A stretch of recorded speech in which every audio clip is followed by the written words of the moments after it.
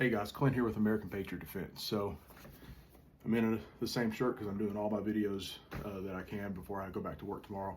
So I'm just trying to get some things knocked out of the way. But I told you guys I would do a 1,000 round review on the CH Precision MOS Direct Mount.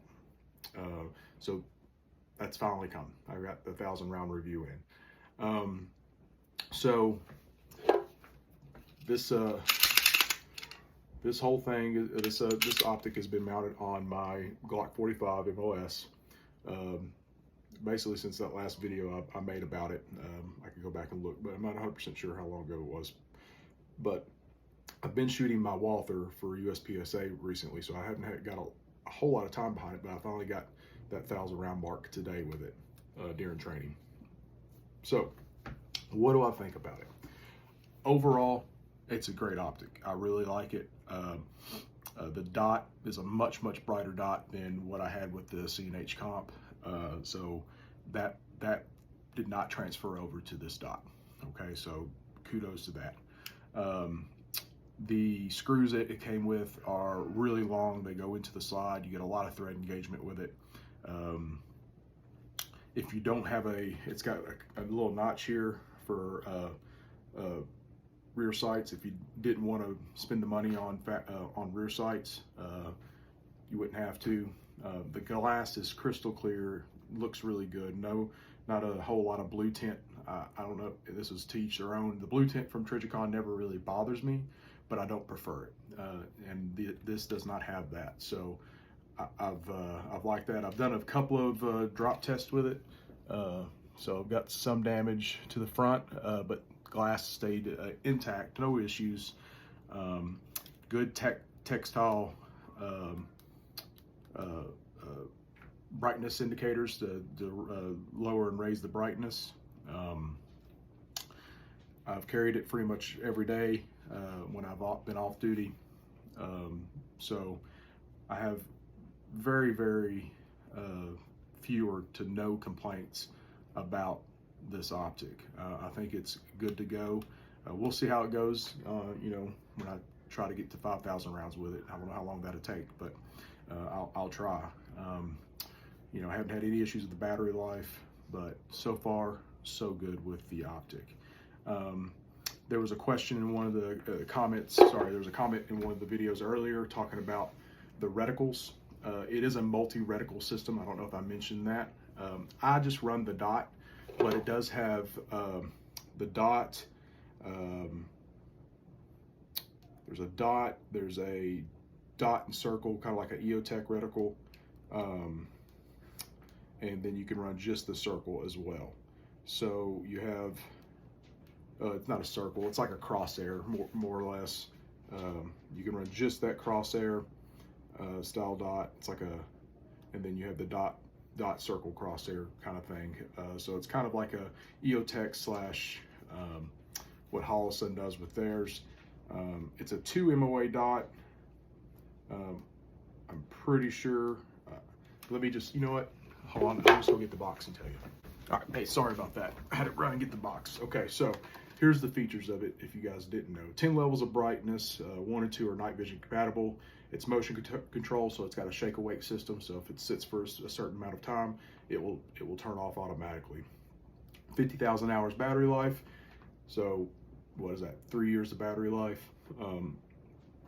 You know, I change my batteries every year. Do what you see fit.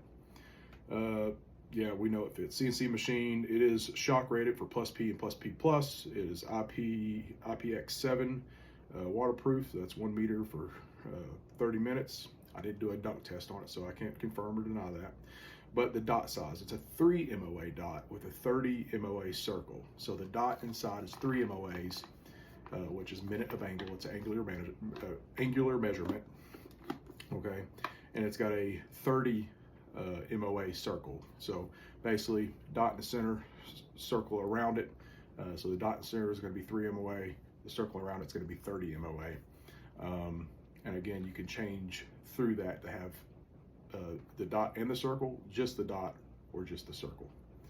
1632 battery, it came with one. I haven't changed it. That's the battery it came with.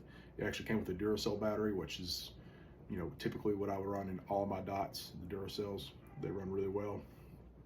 All right, 225 seconds shake away. So once it sits there for 225 seconds, so we'll call it what, 4 minutes, 5 minutes, it'll shut off.